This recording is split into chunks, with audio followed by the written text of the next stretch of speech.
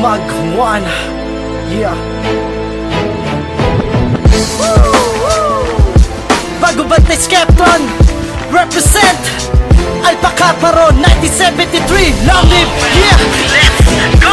Sila noon hanggang sa ngayon, eto pa din kami matatag. At kahit sino mabuwaga, hindi pa din kaya mabuwag. Apat na dekada na ang lumito, pero nakatayo pa din ngayon. Alpha Kappa at ang nag-iisang escape. Isang sa pabagong henerasyon na magsisilbi tinig sa inyong lalamunan. Sa dragon na mula muli gising at hindi nyo makakalimutan. Nagpapaga naming apoy na hindi nyo kayang pigilan. Sa pagbugan namin ito mga basura at tatapuan. Masusunog ang balat at mauubos ang balahibo. Sa dahan-dahan nyo pagbagsak sabay sigaw, long live sa akro. Kung iniisip nyo katak-isip na kinalagaan naming dragon, bakit hindi nyo kami subukan ang malaman nyo ngayon? Sa patibayan ng fraternity, pagadahan ng sorority, padamihan na nagawa at kabutihan sa community. Huwag na kasing ipil ko di nyo kaya tapatan. Pati ba naman sa larangan ng musika, kayo'y napatiwanan. Ito ang kapatiran na aking kinamulatan. Handa akong pumasok, hina ko man ay mamasaman. Ito ang kapatiran na aking pinasukan. Handa akong ipaglaban kahit hanggang kamatayan. Ito ang kapatiran na aking kinamulatan. Handa akong pumasok, hina ko man ay mamasaman. Ito ang kapatiran na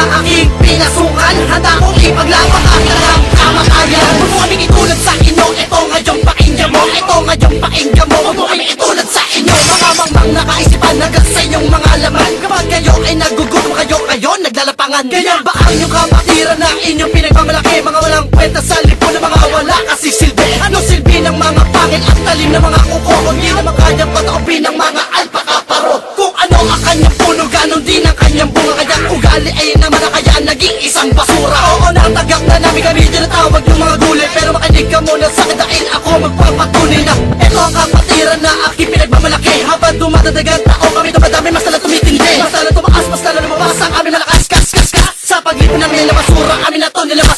Ito ang kapatiran na aking kinamulatan. Handa akong pumasok, hina ko man ay mamasaman. Ito ang kapatiran na aking pinasukan. Handa akong ipaglaban kahit hanggang kamatayan. Ito ang kapatiran na aking kinamulatan. Handa akong pumasok, hina ko man ay mamasaman. Ito ang kapatiran na aking pinasukan. Handa akong ipaglaban kahit hanggang kamatayan. Ito na medyo na tamang panahon na patapusin ng mga babalin. Dito sa kapanahon, di ba naman talaga kanya pigilan pa sarili ko kapag ako sinabihan na napakagaragon. Hindi naman napapasa talaga na makakasalaran ka na takot di ba patalaga kabutihan kagandahan na magagawa sa kapatiran mo na ito. Ano sa palagay mo? Kaya mo kayo patumahin na punta siya ng kapatiran na ito. Hindi mo naman talaga kanya pigilan makakalapang para naging kami na mamayag sa lararan to. Simula noon nagasaw tinatawag panahon isang sa sugo ng mga dragon upang tapusin ang mga dragon na region dito sa aking panahon. Ang kapatiran na aking kinamulatan. Handa akong pumasok, hina ko man ay mamasaman. Ito ang kapatiran na aking pinasukan. Handa akong ipaglaban kahit hanggang kamatayan. Ito ang kapatiran na aking kinamulatan. Handa akong pumasok, hina ko man ay mamasaman. Ito ang kapatiran na aking pinasukan. Handa akong ipaglaban kahit hanggang kamatayan. Ito ang kapatiran na aking kinamulatan. Handa akong pumasok, hina ko man ay mamasaman. Ito ang kapatiran na